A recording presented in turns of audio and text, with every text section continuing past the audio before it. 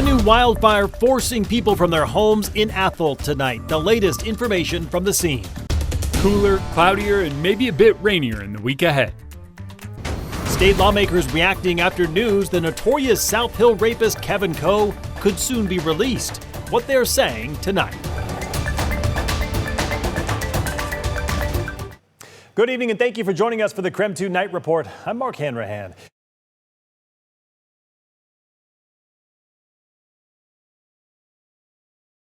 People from their homes. KREM 2's Cody Proctor brings us the latest tonight from the evacuation center. Right behind me is Real Life Ministries just outside of Athol. At one point this evening, this served as an evacuation shelter after the sagebrush fire sparked northeast of here. According to the Idaho Department of Lands, the fire started early Monday afternoon about 3 miles northeast of Athol. It torched an estimated 40 acres within hours, burning through the timber understory and grass in the area's rocky terrain. Both heavy smoke and air support dumping water on the fire could be seen from Highway 95. At one point, the fire prompted level 3 go evacuations. Those have since been dropped to level 1 ready status. The Department of Land says about 100 personnel are on site and a crew plans to stay overnight to continue their work in suppressing it. So far, they've managed to get a hand line around a third of the fire's perimeter.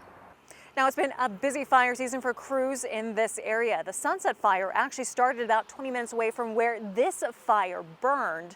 That led to multiple evacuations near Sandpoint. As for this fire, the cause remains under investigation. Near Athol, Cody Proctor, KREM 2 News. Two of the largest wildfires burning in Washington right now have now combined to create even larger fire. Combined, the Crown Creek and Black Hawk Mountain fires have burned more than 14,000 acres in Stevens County. Level 1, 2, and 3 evacuations are in place right now. The fire is 10% contained. With the fire's explosive growth, the number of firefighters responding has also grown.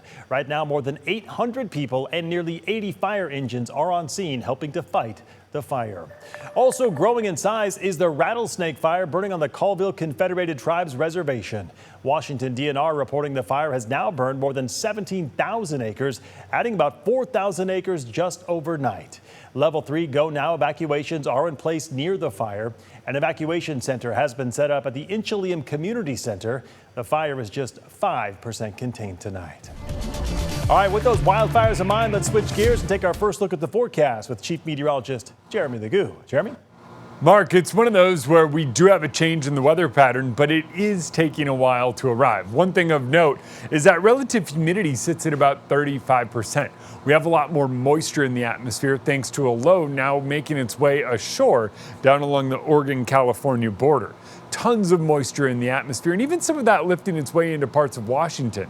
Notice how these showers are falling apart, but notice how they're also holding together. What is pretty likely is we'll continue to see those light little showers, most of them overnight, die off, and then a round of showers tomorrow afternoon up in the mountains. It's an on and off chances of showers over the next couple of days as waves of energy move through the area. So no day is a guarantee for rain, but every day brings a chance of it. I do think we wind up seeing some of it here in Spokane. Maybe not until Thursday, but either way, tomorrow and Wednesday both offer chances of rain for much of the region. High temperatures stay in the 80s though, because we're going to see more sun than rain. And on Thursday when that shifts, a high in just the 70s. All right, sounds good, Jeremy. We'll check back in with you later in the broadcast.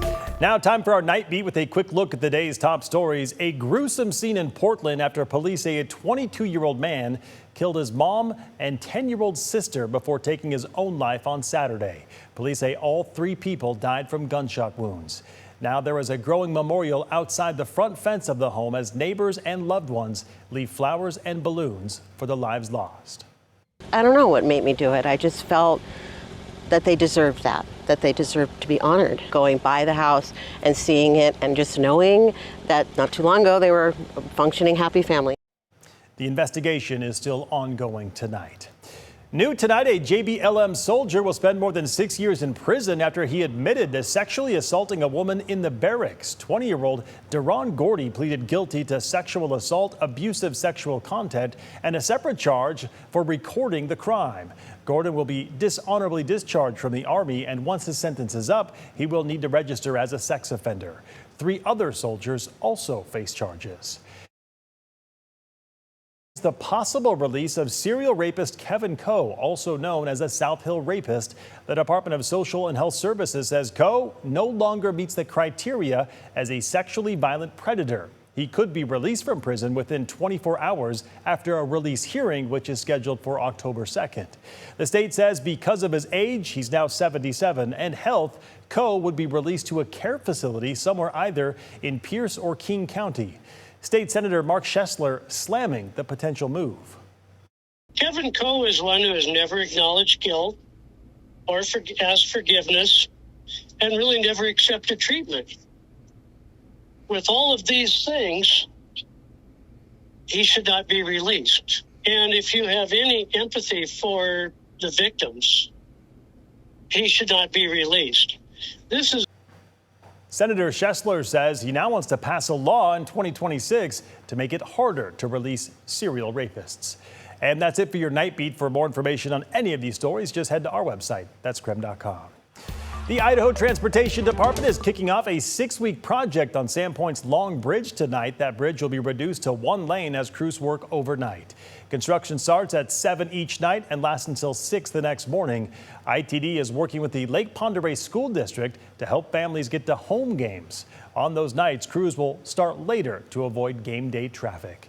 And starting tomorrow, North Ash Street will be down to 1 lane as construction crews work on the stormwater system. So expect delays on southbound Ash Street and eastbound Northwest Boulevard. You can expect those delays between 7 a.m. and 7 p.m. Drivers are encouraged to use alternate routes like Washington, Division, Monroe, and Government Way. Well, we are just over 12 hours away from Raising Cane's officially opening up here in Spokane. It's on the Newport Highway near the Y, and their grand opening is coming up tomorrow. As part of that opening, there will be a chance to win free canes for a year, plus some Gonzaga basketball players will make a special appearance. There will also be music, free canes gear, and other giveaways. Today, we get a first look inside. Everything is fresh to order. Everything is made to when you're ordered to your specifications. And we also have a pretty aggressive timeline of under 3 minutes to make sure that we serve it. So that's what's great about us. It's a quality meal in a quick manner. And the Up with KREM team will be at the opening tomorrow morning as well. All right, don't go to bed just yet. A familiar activist with a different message. The push to limit trans athletes from competing in youth sports. And from Portugal to your glass, how U.S. trade officials carved out a special tariff for a key component of the wine industry. We are back in just 90 seconds.